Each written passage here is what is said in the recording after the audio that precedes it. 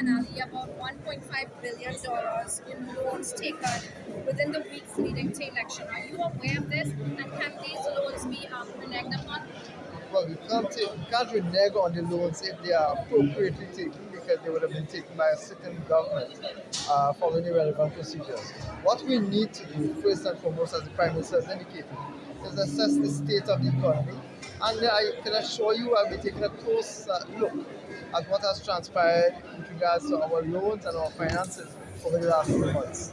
You will also be aware that the Auditor General's report is also due. I think it was due at the end of April.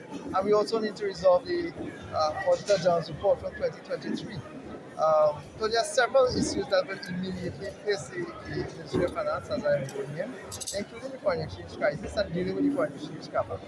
I mean, this is a very difficult role. Much of the public is saying it's difficult because you have to execute a lot of the plans and those promises that the UNC would have made on the campaign trail. Do you have any immediate revenue generating plans? We have many immediately applicable revenue generation plans. There are some low-hanging fruit that we intend to pursue, but you'll get more of that as the time progresses. What I can assure you is the first order of business is to assess really where the revenue situation is trying to be is, and I'm also directly concerned about the level of debt that we currently face, including the level of foreign debt in particular. In terms of a budget or a budget review, can we expect something like this? Yes, actually, we are now in line for what is called the media review.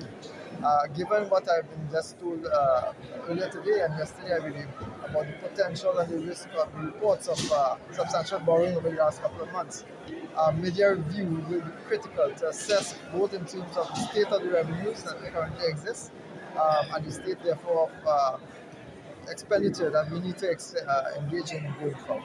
As it relates to property taxes, the Prime Minister did speak about repealing the Revenue Authority Act, but it was one of your campaign promises to get rid of property taxes. Some persons have already paid property taxes. What happens then? More of that as the time comes forward. I think it would have been inappropriate for a person to have been paid and penalized by having been paid, having done their duty according to the law, and then being penalized if the law is removed. So more on that coming back. I think it's logical that those persons will have to be refunded. Do you think we will have that mid-year budget review in May? Well, we now have a brand new ministry. We have a brand new government coming in. We've had media reviews as far back as June. I think we are more likely to see a media review in June. For people who already paid property tax, what will happen? I think I just answered that. It is logical to assume that persons who have abided by the law at the time and made their payments should not be penalized for following the law. So it's very likely that they will be compensated for that. They will receive their refund. I'm sorry?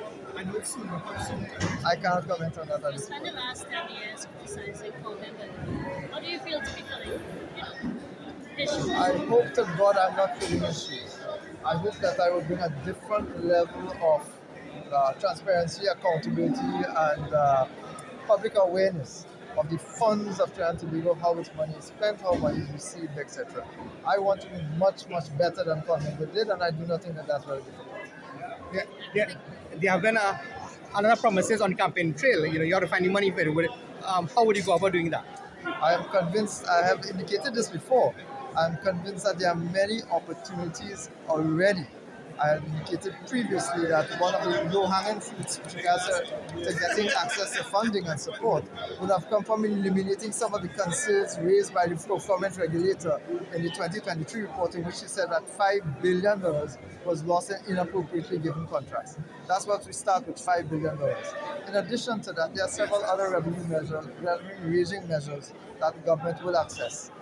Let's wait until we get a true assessment of the state of play, and then we can look forward to I'm other not sure if this is within your realm, but we know that the UNC had in the past condemned all the rentals to one man in particular, Faris Arawi. Will this continue?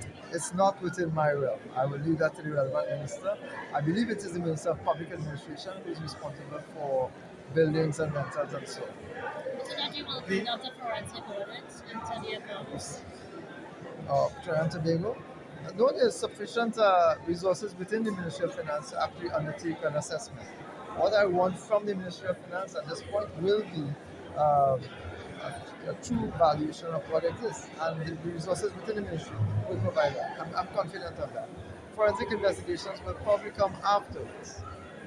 I'm not sure if this would fall under energy or finance, but the former Prime Minister would have basically promised compensation for the deceased divers, the families. Is this something that will be considered? I am sure that the Prime Minister of Finance will make that an early priority of our government.